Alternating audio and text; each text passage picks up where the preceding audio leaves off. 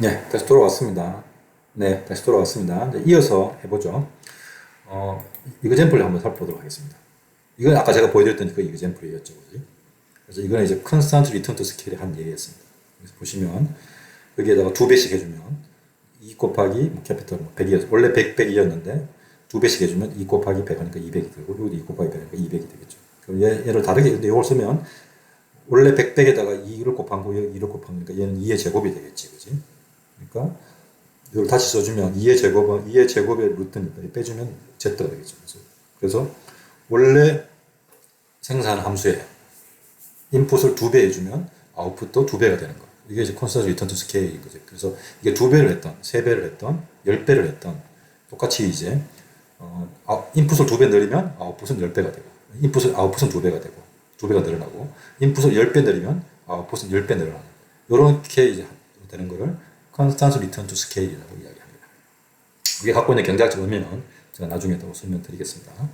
두 번째 예를 들어보겠습니다. 이거는 이제 일종의 디크리징 리턴 투 예인데 여기 원래 100이었다고 생각해보죠. 100이면 이게 얼마입니까? 10. 이것도 100이면 10. 그래서 20이었던 거죠. 그지? 자, 이제 그런데 100에서 200 하면 여기가 이제 2배 증가시키면 이게 200 되겠지. 루트 200 더하기 루트 200은 얼마입니까? 루트 2 곱하기 루트 100, 10. 루트 2 곱하기 또 10 하니까 루트 2 곱하기 10 더하기 10이니까 얼마가 되겠습니까?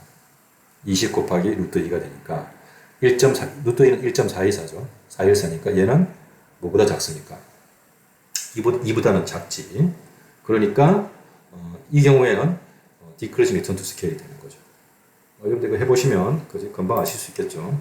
무슨 말이냐 그러면 처음에 스퀘어 루트 처음에 캐피탈이 100이 있었다. 그지?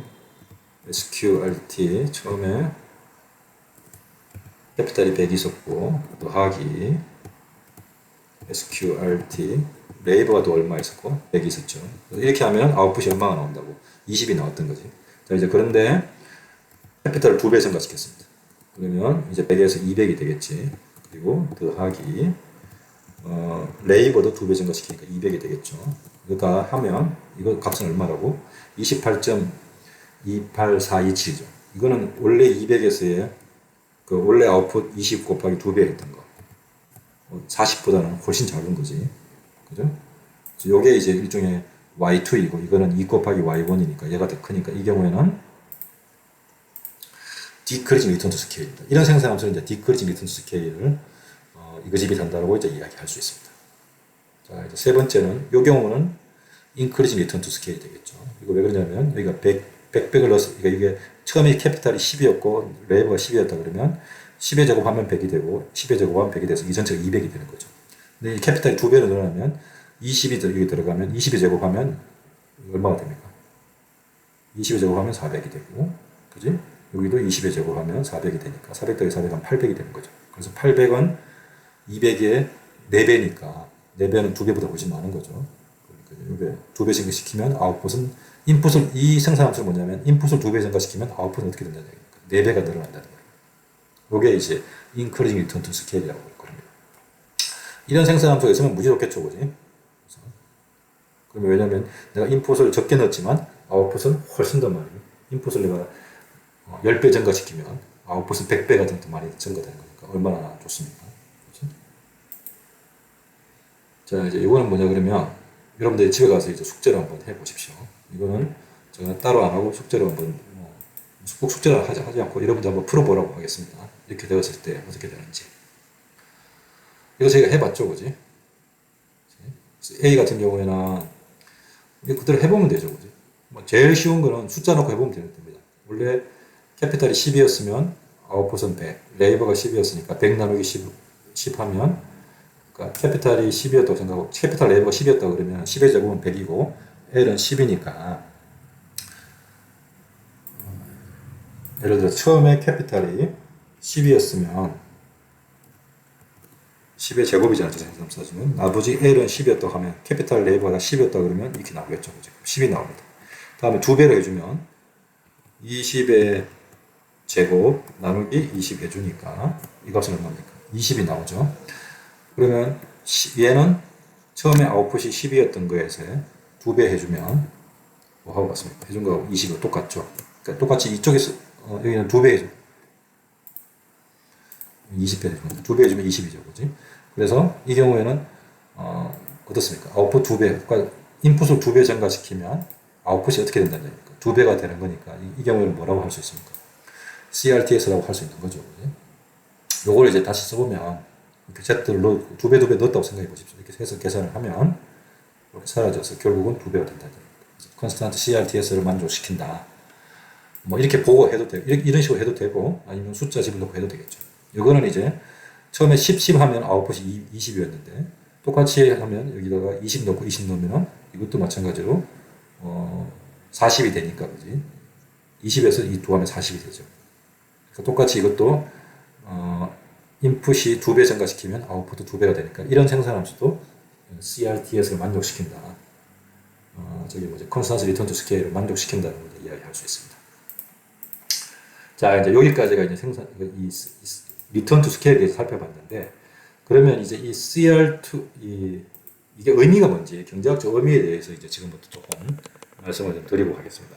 이 CRT에서의 경제학적 의미가 뭔지, Increasing Return to Scale의 경제학적 의미가 뭔지, 이거에 대해서 이제 좀 말씀을 드리도록 하겠습니다.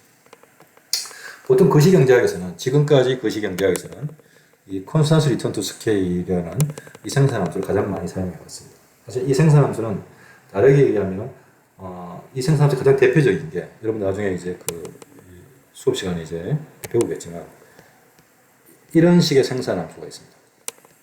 소위 말하는 이제 컵 다글라스 생산함수라고 이야기하는데 조금 이따가 이제 배울 수도 있고 아니면 나중에 이제 배울 수도 있는데 거시경제학 시간에 아니면 미시경제 시간에 배웠을 수도 있습니다. 컵 다글라스 생산함수라고 이야기하는데 조론 생산함수를 단적인 예가 알파가 만약에 2분의 1이라고 해보십시오. 그럼 얘는 뭐하고 같습니까?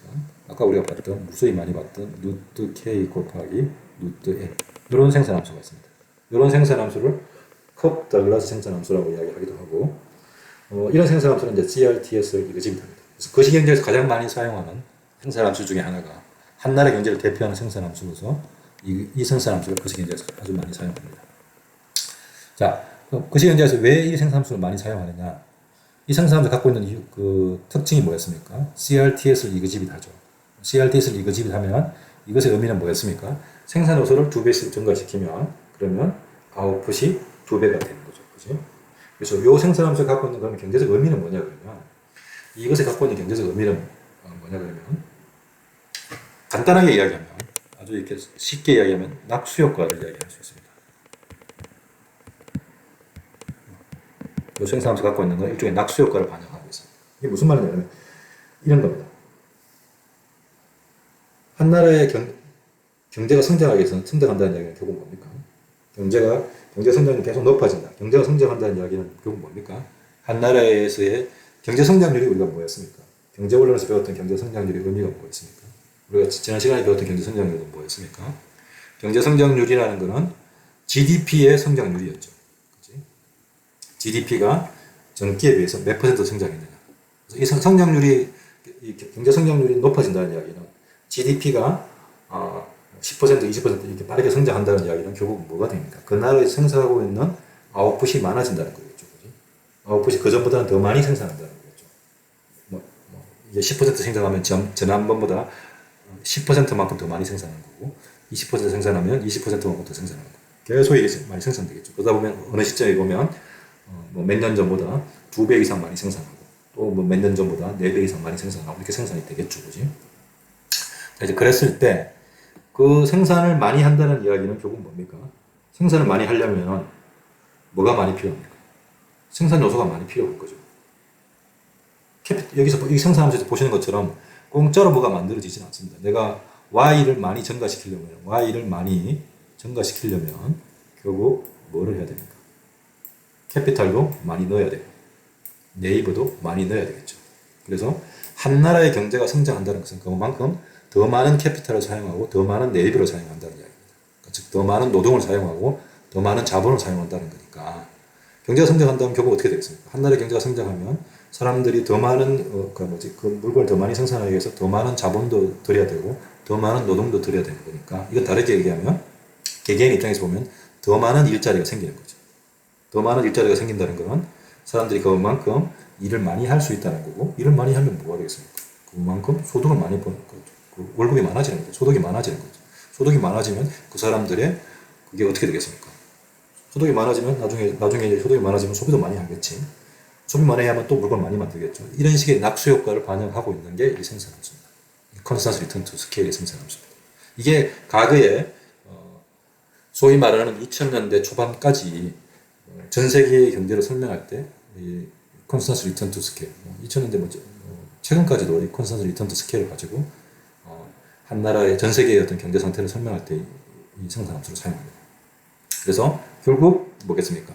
경제 성장률이 떨어진다는 이야기는 결국 사람들이 물건을 적게 만드니까 그만큼 일자리도 줄어들 거고, 그지? 일자리가 줄어드니까 일하는 사람이 줄어들다는 이야기고, 실업자가 많아지는 거고, 그지? 그러니까 점점 이제 못 사는 사람도, 그리고 소득이 없는 사람들도 생기게 되는 거. 그럼 경제가 더 안 좋아지는, 이게 이제 경제가 안 좋아지는 현상인 거죠. 방금 말씀드렸던 이제 이거를 반영하고 있는 게 이 Constant Return to Scale입니다.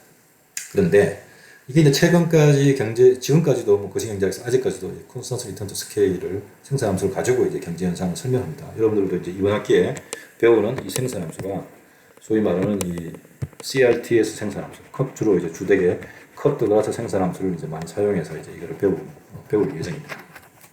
이제 그런데 최근에는 경제 상태가 조금 바뀌고 있습니다. 소위 말하는 제4차 산업혁명이라든지 이 디지털라이제이션이라든지 이런 것들 때문에, 그리고 AI라든지 로봇이라든지 이런 것들이 만들어지면서 생각보다 적은 캐피탈과 적은 레이블을 들이고 물건을 만들 수 있는 가능성이 커졌습니다. 다시 이야기하면 생산함수가 CRTS가 아니라 Increasing Return to Scale이 될 가능성이 점점 커지고 있습니다. 실제로 그런 경우도 많이 있고. 그러면 이제 어떤 일이 발생합니까? 소위 말해서 여러분들이 이제 2000년대 초반에 지금도 들어봤을 수 있는데 이런 말을 들어봤을 수 있습니다. Jobless Economic Growth. 그러니까 고용 없는 경제 성장. 이런 이야기 여러분들 들어보셨을 겁니다.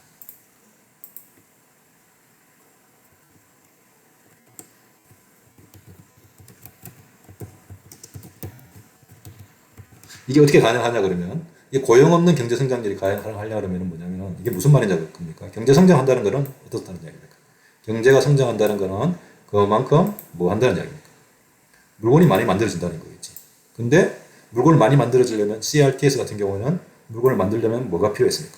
고용이 많이 필요했고 자본이 많이 필요했지. 그랬는데 이 만약에 생산함수가 CRTS가 아니면 Increasing Return to Scale이 되면, 그러면 고용 없이도, 그지? 물건을 많이 생산할 수 있겠죠. 이게 이제 고용 없는 경제 성장의 실체입니다. 그러면 어떻게 그게 가능하지? 그렇게 가능하려면 이런 생산함수가 되면, 수학적으로 되면 그게 가능해질 수 있습니다. 그러면 왜 이런 생산함수가 될까?